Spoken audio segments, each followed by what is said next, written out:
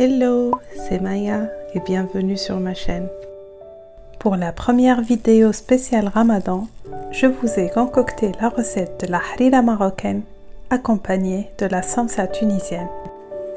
La harira marocaine est une soupe consistante, très parfumée et très délicieuse.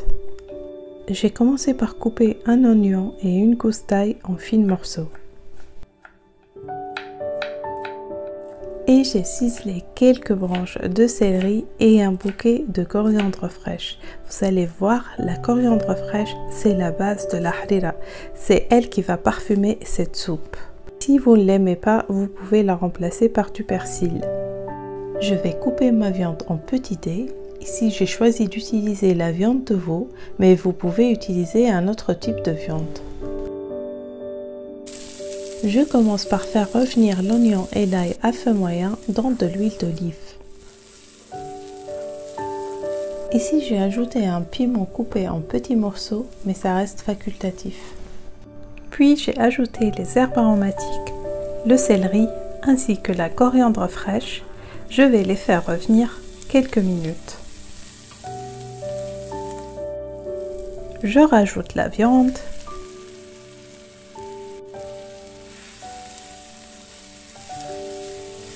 Comme épice, j'ai utilisé un quart de cuillère à café de cannelle, une demi-cuillère à café de gingembre, une cuillère à soupe de coriandre fraîche et de la poudre d'ail ainsi que du poivre.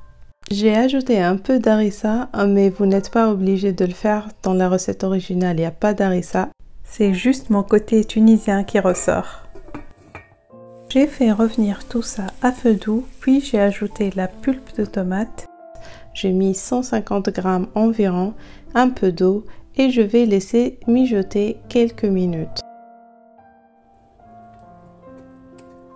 Environ 5 minutes après, je vais ajouter l'eau et je vais laisser cuire à feu moyen jusqu'à ce que la viande cuise.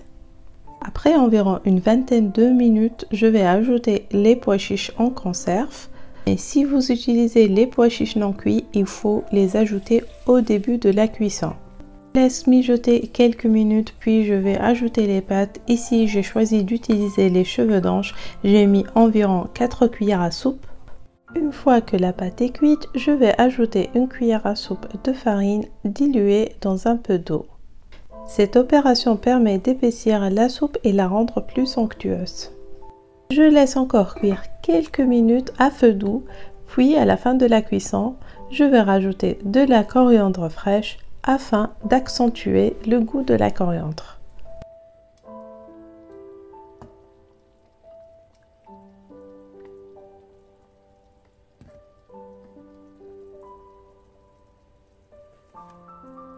Pour accompagner la harira, je vais préparer la samsa tunisienne ou la samoussa, comme vous préférez, à base d'une farce légère et très délicieuse. Je prépare un œuf dur et je le coupe en petits morceaux et en parallèle, je fais cuire de la pomme de terre, 2 petites pommes de terre. Ici, je vais commencer à préparer ma farce, donc j'ai mis du persil, un œuf dur, 2 petites pommes de terre, du thon et 2 cuillères à soupe de ricotta. Pour ajouter un côté fondant, j'ajoute toujours des triangles de fromage de la vache qui rit. J'assaisonne puis j'écrase l'ensemble.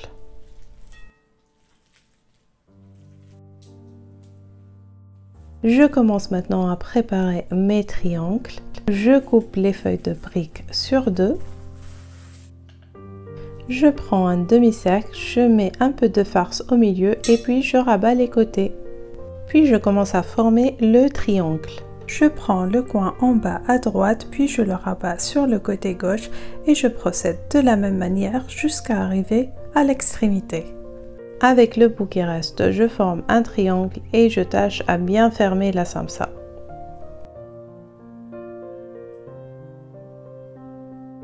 Faire chauffer l'huile à feu moyen.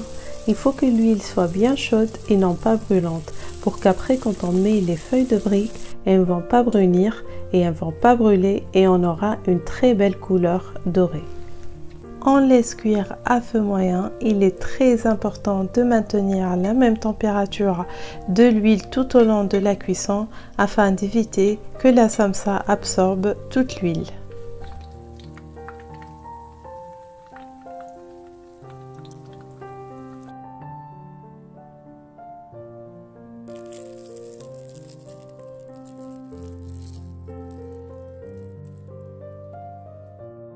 La vidéo d'aujourd'hui touche à sa fin, j'espère qu'elle vous a plu et que vous avez apprécié les recettes proposées aujourd'hui.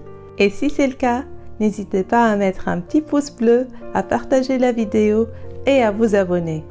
Il ne me reste qu'à vous dire Shehia Taiba et à la prochaine recette. Ciao ciao bislema.